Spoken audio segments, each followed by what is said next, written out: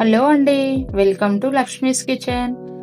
ఈరోజు మన కిచెన్లో మటన్ బిర్యానీ ఎలా తయారు చేసుకోవాలో చూద్దాం. చూసారా ముక్క ఎలా పర్ఫెక్ట్గా ఉడికిందో? రైస్ కూడా పలుకులు పలుకులుగా పర్ఫెక్ట్గా వచ్చిందండోయ్.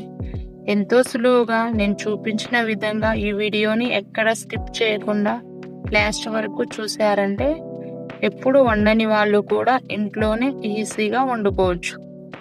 ఇక్కడ మనం లేయర్గా ఒక లేయర్ మటన్, ఒక లేయర్ రైస్ని వేసుకొని చేస్తున్నాను.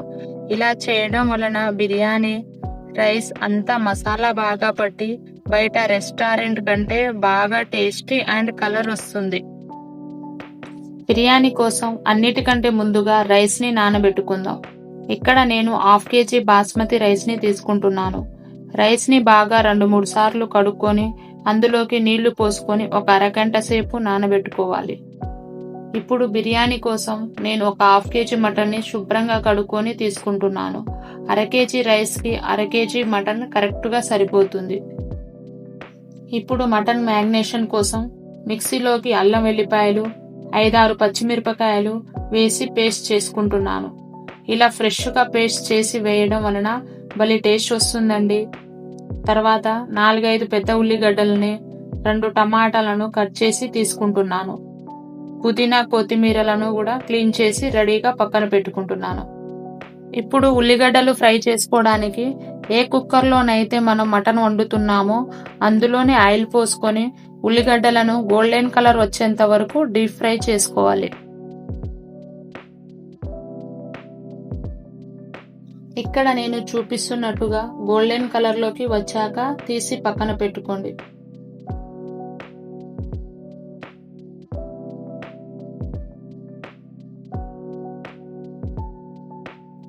ఇప్పుడు మ్యాగ్నేషన్ ఎలా చేసుకోవాలో చూద్దాం. నేను చూపించినట్లుగా చేసుకుంటే బిర్యానీ చాలా పర్ఫెక్ట్గా టేస్టీగా వస్తుంది. బిర్యానీ తయారీలోకి ఇదే ముఖ్యమైన స్టెప్.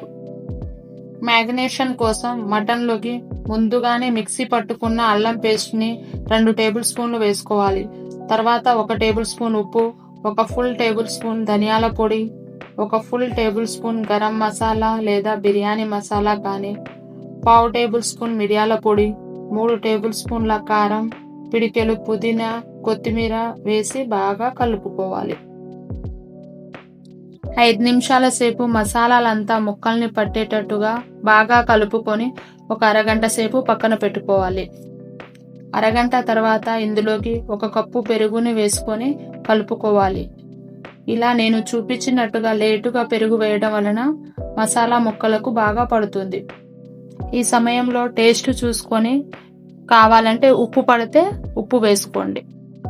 తర్వాత టమాటా ముక్కల్ని కూడా వేసుకొని పైనుండి చిన్న నిమ్మకాయ ముక్కను పిండుకొని బాగా కలుపుకోవాలి.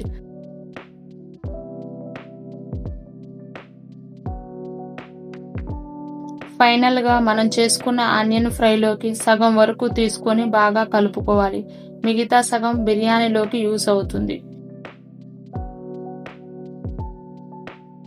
ఇప్పుడు ఆనియన్ ఫ్రై చేసుకున్న కుక్కర్లోకి ఆయిల్ వేడయ్యాక అందులోనే బిర్యానీ ఆకులు, దాల్చిన చెక్క, ఇలాచీలు, లవంగాలు, మిరియాలు వేసుకొని లైట్గా వేపుకోవాలి.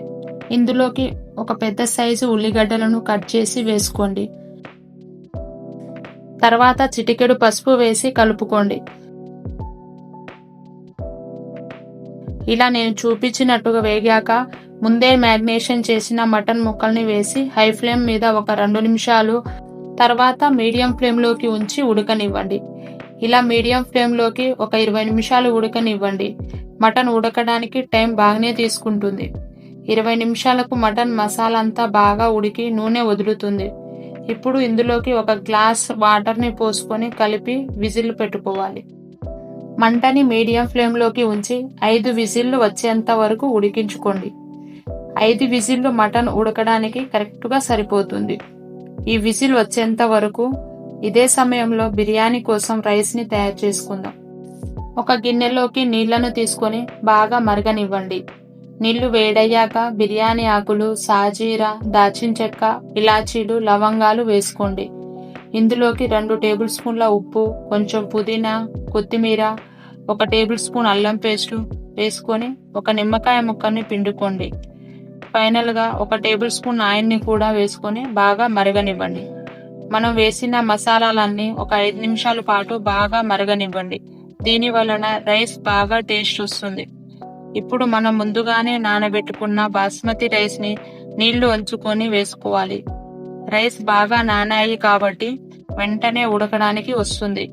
రైస్ని 50 నుంచి 70% కుక్ అయ్యేంత వరకు వండుకోవాలి. ఇక్కడ చాలా మంది ఇదే తప్పు చేస్తారండి. రైస్ 70% ఉడికిందని తెలుసుకోవడం చాలా ఈజీ. ఇలా నేను చూపించినట్లుగా రైస్ సగం పలుకులుగా సగం ఉడికినట్టుగా ఉంటుంది. మరియు తెంపినప్పుడు కూడా 2 ముక్కలు అయిపోతుంది. ఇలా పర్ఫెక్ట్గా 70% అయిపోయినట్టే. ఇప్పుడు వెంటనే గ్యాస్ బంద్ చేసుకొని రైస్ని ఒక జల్లి గిన్నె సహాయంతో వంపుకోవాలి. ఇలా వెంటనే వంపుకోవడం వలన రైస్ ఎక్కువ ఉడకకుండా ఆగిపోతుంది. ఇదే సమయంలో మన మటన్ కూడా ఉడికిపోతుంది. 5 విజిల్లు అయిపోయాక చూపిస్తున్నానండి. చూడండి మటన్ ముక్క ఎంత బాగా ఉడికిందో. ఈ స్టేజ్లో మీకు ముక్క ఇంకా ఉడకలేదు అని అనిపిస్తే కుక్కర్లోకి 1-2 విజిల్లు రానివ్వండి. ఇప్పుడు మనం మటన్ని రైస్ని కలిపి దమ్ చేసుకుందాం. దానికోసం వెడల్పుగా ఉండే కళాయిని కానీ గిన్నెని కానీ ముందుగానే నెయ్యి లేదా ఆయిల్ రాసుకుందాం. ఇప్పుడు ఫస్ట్ లేయర్ మటన్ ముక్కల్ని గ్రేవీని వేసుకుందాం.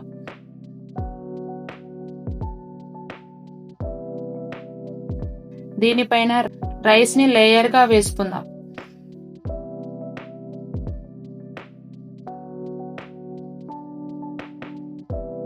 రైస్ ఫ్రైడ్ ఆనియన్స్, కొత్తిమీర, పుదీనా వేసుకుందాం.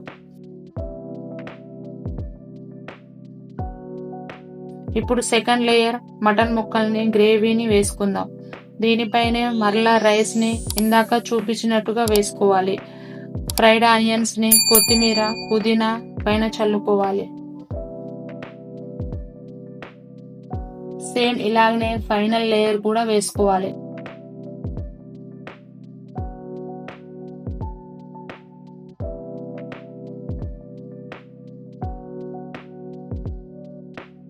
మొత్తం వేసుకున్నాక ఫైనల్గా నెయ్యిని వేసుకొని మూత పెట్టుకొని దమ్ చేయడమే. ఇప్పుడు కళాయిని హై ఫ్లేమ్ పైన 2-3 నిమిషాలు, మీడియం ఫ్లేమ్ పైన 5 నిమిషాలు మరియు లో ఫ్లేమ్ పైన 15 నిమిషాలు దమ్ చేసుకోవాలి. తర్వాత గ్యాస్ బంద్ చేసి ఇంకో 15 నిమిషాలు అలాగనే ఉంచుకోవాలి. అంతే అండి, మటన్ బిర్యానీ రెడీ. చూశారా ఎంత ఈజీగా అయిపోయిందో?